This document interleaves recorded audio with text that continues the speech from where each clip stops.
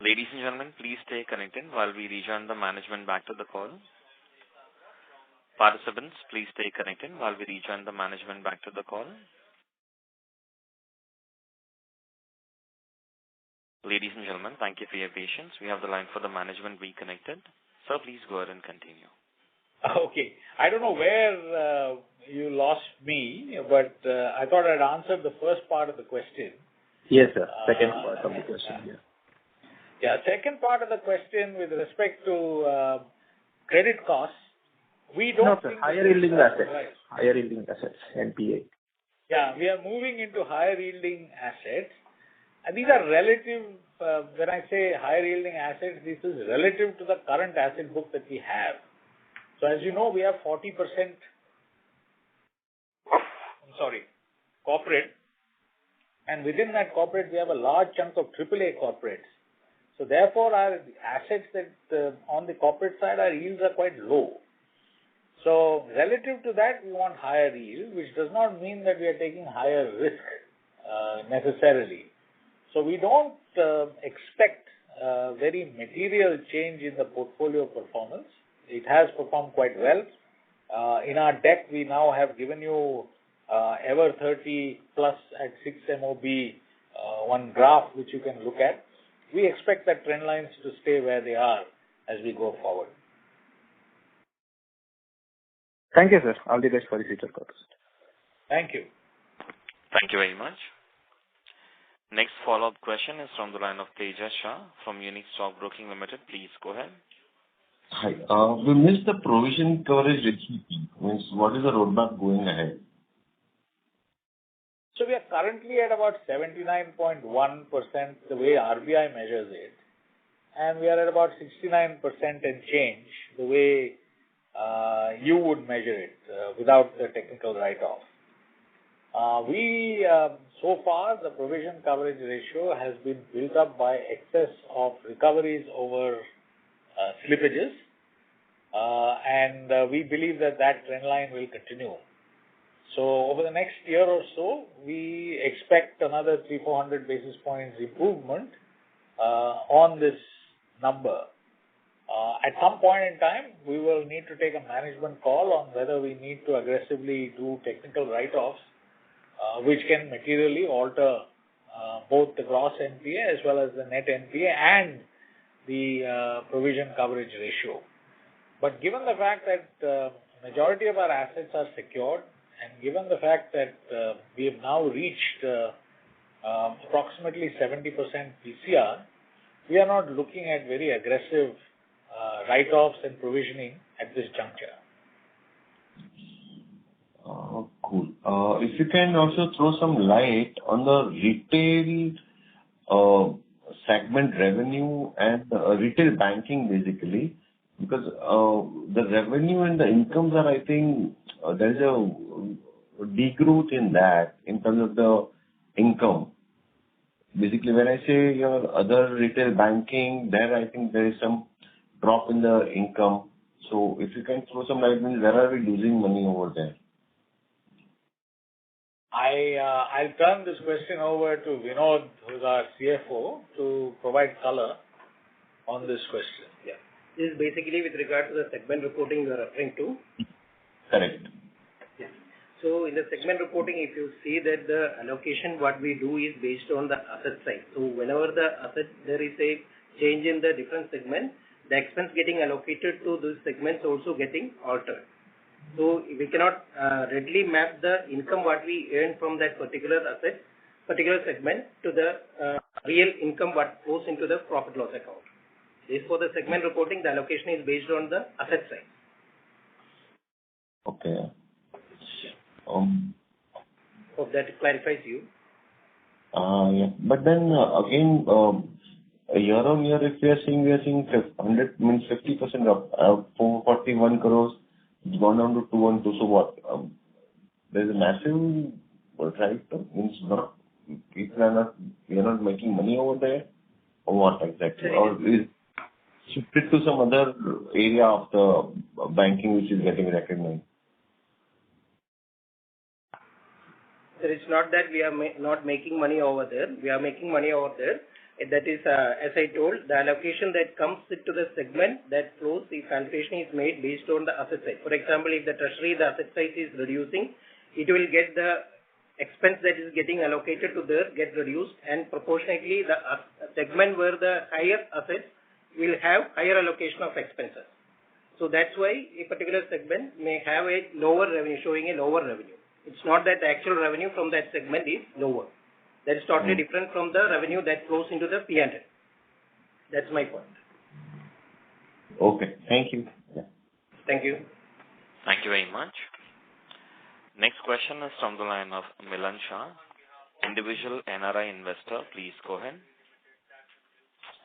Yes, good afternoon. Thank you for this opportunity. So my question is a follow-up on the earlier question on the segment results. So, this is something that is not clear to us. So while everybody is congratulating on a good quarter, if you look at the segment information, the profit during this quarter is 392 crores versus 522 crores last time. So leaving aside the issue about allocations, there's a drop of almost 120 crores in the profit, and this is in spite of 100 crore treasury income, which we know is not generally repeatable. So I'm struggling to understand how this is a good quarter. We are showing a loss on the corporate side of 44 crores, it seems. Sir, mainly when we see the corporate, our main growth comes from the corporate segment. And here the corporate means the segment is above 7 crores. What we classify as segment for the corporate sector. So the growth, majority of the growth happens in corporate sector. The higher allocation will never probably goes to the corporate sector. So where the asset size of the other segment, for example, the treasury has slightly regrown their asset size, and also with the other segments coming down and the corporate segment going up, the asset base, definitely the allocation of expense and other interest expense will go higher to the wholesale and banking and corporate sector. So that's the reason, even though the revenue has increased, the loss is almost on the same line, because the expense allocation has increased in the corporate sector. No, I think, it's not making much sense, to be honest, because we are, let's leave aside the segment. How do you, at the overall level, at the quarter level, your total expenses are what they are. Let's forget the inter-segment allocation. But your profit overall for the quarter is 392 crores versus 522 of last time. So how does the allocation impact that? Sir, maybe we have the detailed reply. Maybe we can connect together after this call, sir. We'll give a detailed reply based on the details. Yes, I think so, yeah, because it has nothing to do with the allocation. How do we explain a drop in absolute terms of almost 20% in the quarter versus last quarter? That's what we need to understand. So it's not the revenue base the drop has happened, it's on the profit. So definitely we'll have a connect together after this call and we'll give the details. Yes, please do that. Yeah, thank you. Thank you very much. Participants, you may press star and 1 to ask the question. Next question is from the line of Chintan Shah. Please go ahead. Hi. So, sir, 2-3 questions from my end. Firstly, sir, if you could help us with the breakup of other income.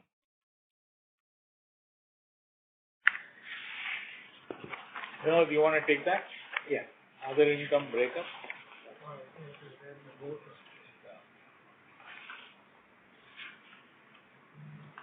Sir, you want the item-wise breakup or the broad breakup? Yeah, no, sir, actually, if you give the broad breakup, I think PPT apart from that, yeah. Like a revaluation of investments, forex income, that way. Yeah, our core fee income is at 191 crores. If you compare with the Q4, compared to the Q3, it was 179 crores. And the treasury and forex, in Q3, it was 158 crores, and in Q4, it is 80 crores. So the major dip happened in the treasury is mainly because in Q3 we had the benefit of lot of IPOs and other market favorable conditions, which helped to gain higher incomes in Q3. So in Q4 the income is slightly down on the treasury side, and in others also we have slight dip from 115 to 75 crores from Q3 to Q4. That dip mainly happened because of the lower recovery from the fully written off accounts, which we had higher in the Q3, and also the FLDG also, that is income booking from FLDG, which we don't have in Q4, but we had in Q3. So these two, three factors have contributed for the dip in the other income compared to Q3. So if you could quantify that amount of recovery from written off and in Q3 versus Q4? One second. Sir, in Q3 it was 30 crores and in Q4 it is 7 crores. Okay. Sure. And so, if I may get the number of write-off for the quarter. The write-off we have not done, as such prudential write-off we have not done. Only the write-off that comes in the P&L is the settlement that happens a part of recovery. And the amount is roughly 20 crores. And the amount is roughly 20 crores. Okay. And so one thing on the margins. So if we look at the margins, they were up by around 19 bits QOQ. This is despite the yields being up only around 6 bits QOQ. So largely the margin seems to be driven by the investment yield. So basically, there is a kind of a divergence in the COF and COD in this quarter also. COF has gone up slower than the COD. So any specific reason for that? And similar on the yield side as well, the advance yield is lower, 6 bits, while the yield on assets is much higher. Similar reason on that side as well. Yeah. So if you see our cost of deposit, that has slightly increased when compared with the QOQ basis, because we have a lot of repricing happened in Q3 and Q4. So the impact has come in Q4. So that has slightly based on that margin side. But however, our yield on advance is on increasing trend, and that will continue. That we are expecting to continue. So basically, our net interest income grew from 819 crores to 875 crores. The increase, about 10 crores increase, comes from increased income on the treasury side. The treasury book shrank a little, approximately 2,000 crores end of period. So the average numbers I don't have with me, but it shrank but gave us a little bit higher income.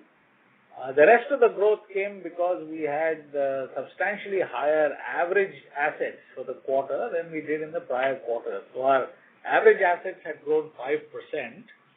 And as a consequence, the total net interest income that is flowing through had increased quite considerably. So if there are other technical details about the movement of these rates, etc., then I will request Vinod to touch base with you separately and walk you through the numbers.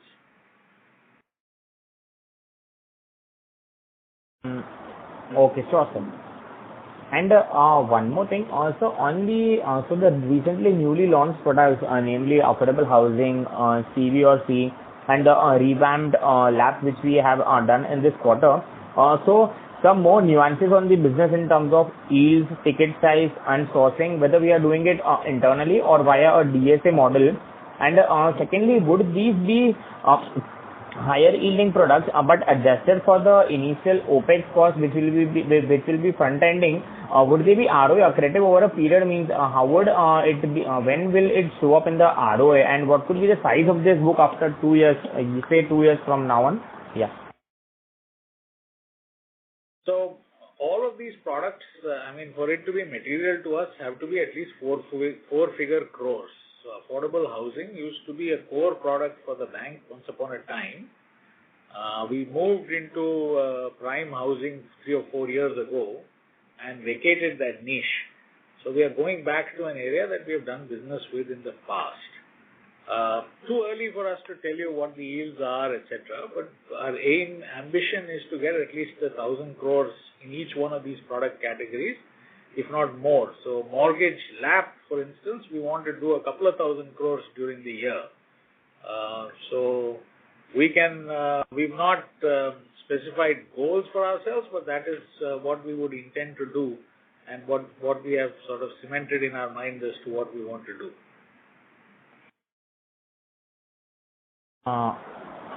Okay, sure. So probably, but it will show in a year only by the end of this year, or probably by next year first half we could see some positive impact on the ROA. Would that be a fair assessment, or it will take some more time?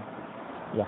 It will only when it becomes material will it start showing. That's a fair assessment. So let us say affordable housing, we want to do 2,000 crores during the year. By the time we get, since the balance sheet size is already 80,000 crores, for it to materially impact our NIM, etc., you need to have a certain critical mass. So that is going to take, if not 9 months, a year. Sure, sir. Sure. That's it from my side. Yeah. Thank you. Next question is from the line of Palak Shah from Elara Capital PLC. Please go ahead. Yeah, I just had a few questions on the guidance front. If you could guide about the what kind of growth, margins and ROE you are looking from next year perspective from FY25.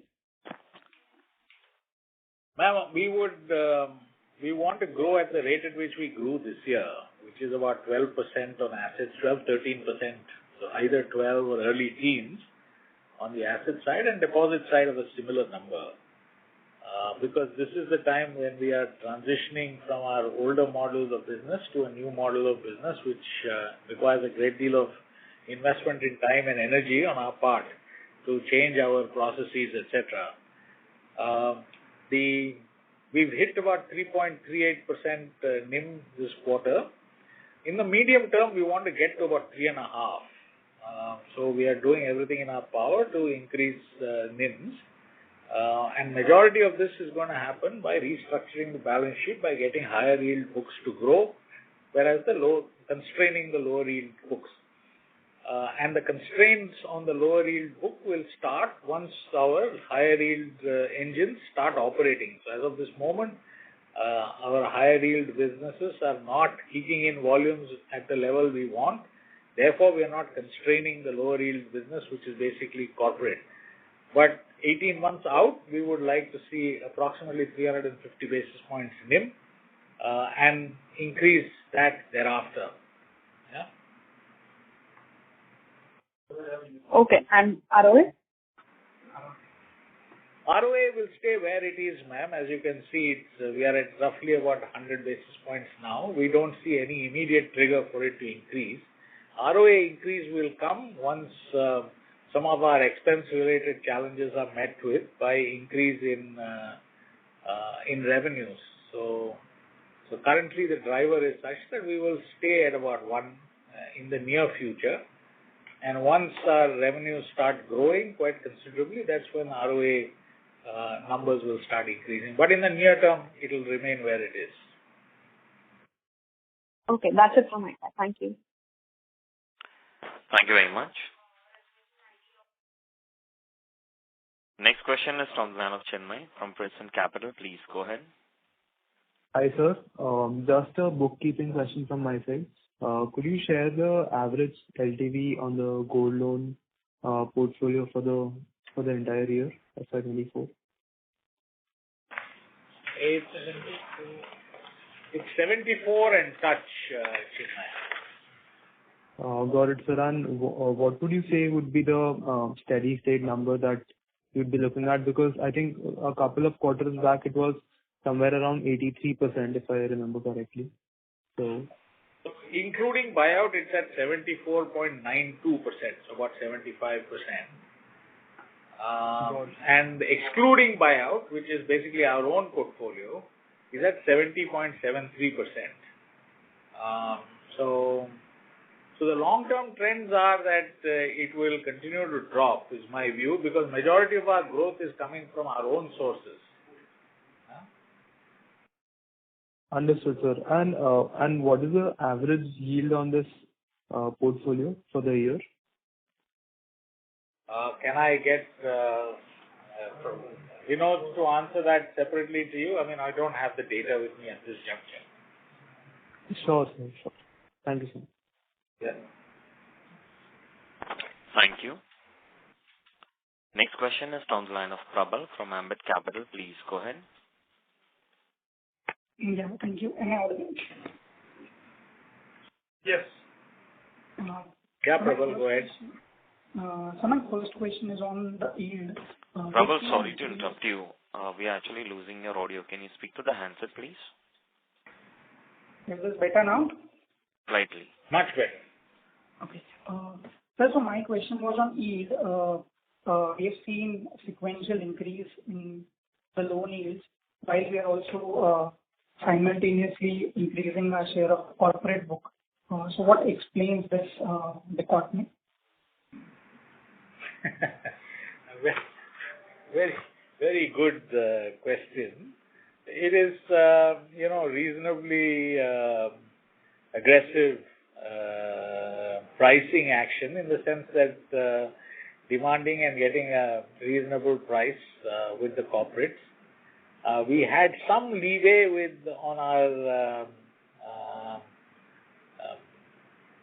the finance company books, the NBFC exposures that we had, post the change in risk weights.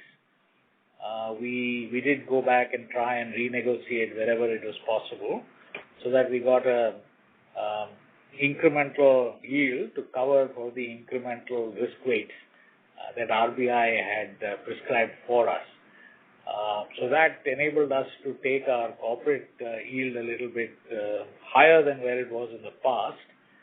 And plus, just overall trying to be a little bit more careful with respect to how we price ourselves on the corporate side, enabled us to take total corporate yields up. I have with me my colleague Biji, who is our corporate bank head, so maybe she can throw a little bit more light on this, and then we can come back to me. Good evening, sir. Thanks for the question. So basically what we have done is that, of course, in terms of the large corporate AAA ones and all, the pricing is a bit finer. But we try to balance it through the converting wherever possible to the FCDL, where the incomes are on. FCDL means the forex loans, where the yield is on a higher side. Then making a mix of the supply chain finance. Earlier, one gentleman was asking about the tie-up with ALL. So similar tie-ups with many OEMs we have done. So those dealer finance cases which are coming in, then a mix of other vendor finance cases which are coming in. So through all these activities, we try to balance the whole portfolio. In certain cases, it will be finer price, whether the corporate is a higher rated one. But in the other cases, it is able to manage the whole portfolio in a manner that the whole yield is improving. Hope I have answered the question. Yes, ma'am. So my second question again on the corporate side. So we are seeing also the share of rest of India increasing in the corporate side. So I understand that you have a reasonably bigger brand in the southern and the Kerala markets. But what is our right to win in the rest of the India in the corporate side, and how are you negotiating or pricing with the customers outside of these regions? See, in what I understand is whether the percentage of Kerala is lower. Can you please come again on that area? So basically he's asking why should people bank with us and why should we win in this business? Yes. I think the answer is very clearly that we have high quality RMs, and we are very tenacious and dogged, and we've been chasing this business for a long time. So we have a large book in Bombay, and we have a large book in Delhi, which is what Delhi, makes not the rest of India business. So we offer every product that other people do. Only thing we do is we offer it with perhaps a little bit more personalized care than many other banks can manage, and consequently, our corporate customers think that it is appropriate for them to deal with us.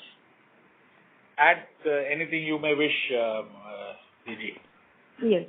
So basically, we work with around 68 RMs, and there are certain regional heads as well. So from the central level, we take a pre-washed data of all the major corporates whom we want to approach. It's a kind of a wish list where we will check the basic data, and then we will approach them with the tailored product wherever we can support them in terms of the term loans or in terms of the supply chain part, which I was explaining earlier, or in terms of short term as well, because wherever there is any opportunity through the short term, we enter through that, and then we move into the normal working capital level. So this people who will be approaching the corporates with a curated product which will be somewhat matching their requirements in that present level. So the homework which is being done in that area actually is helping us to crack the deals. Got it. And this is entirely sold, or there is some element of multiple banking arrangements as well? There are both. So even if it is sole banking or multiple banking or consortium, wherever it is, we keep on going ahead with our own analysis, our own risk appetite and everything. We don't depend upon the analysis done by some other bank. It's based on our risk appetite and our risk capabilities alone. Got it. Great. And sir, my last question is on the retail side. Currently the book is not growing, but as we plan to scale this book, the focus geographies will be our southern Kerala geographies, or we also intend to push into the other markets? So should I take it? Yeah, go ahead. Yeah. Yes. We are strong in the southern areas and Kerala as well, but the major cities and the major metros and all, actually our base is low, where we have a lot of opportunities to grow. So in terms of the secured retail, if you consider the housing loans and the vehicle loans, with the tie-ups that is happening with the OEMs and the dealer side actually is helping us to scale up in terms of the auto part. And coming to the housing segment, with all the tie-up which we are doing with the builders, wherever we have corporate relationships already tied up and everything, that is also helping us to penetrate to the builders. So these areas is helping us to keep moving in all the major metros and the cities, and at the same time the branches in the southern area is also focusing on. So it's the two channel, you can say, through the DSA, DSG builders and dealers and everything, the whole growth is happening. At the same time, the branches are also working with their own clients and all the new additions that is happening.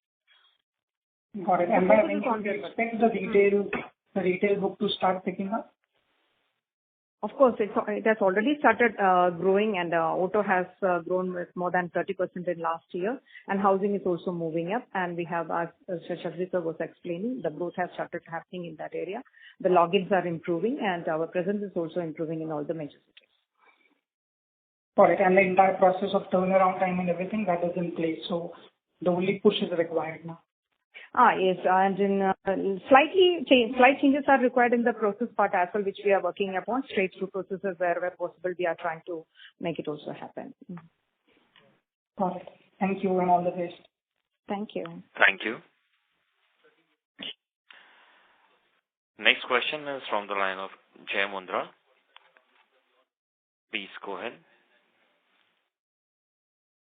Two questions. One is, we had in the last month, we had said that we have to sort of stop credit card because of, observation on co-brand or partner. Sorry, we are losing your audio. Can you speak to the handset, please? Yeah, hi sir. I wanted to check an update on, credit card tie-up that we had, because after RBI observation, for whatever reasons, we had to discontinue that. So, if you could highlight, what was the issue and how far are we in the current setup what is the progress on that front? Thank you, and I'll ask the second question later. So, Jay, with respect to the credit card, as of this moment, we are not issuing any incremental cards. We are continuing to manage the cards that we had at the time when the RBI request for us to stop issuing new cards came into force.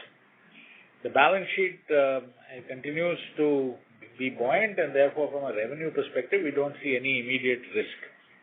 With respect to the points that RBI wanted addressed, given that RBI's letter is not in the public domain, I am constrained to not give you all the details. Safe to say that RBI wanted us to make a few changes, which we are working on. Currently, it is work in progress. We think that we know what needs to be done. Once we are also in dialogue with the Reserve Bank of India to understand whether our interpretation of their requirements is appropriate or not. And once, we get concurrence from them that this is what they intend for us to do, we will ensure the implementation happens in quick order. And our current wish list, and I'm not saying that it will happen in that form, but our current wish list is that we should be in a position to have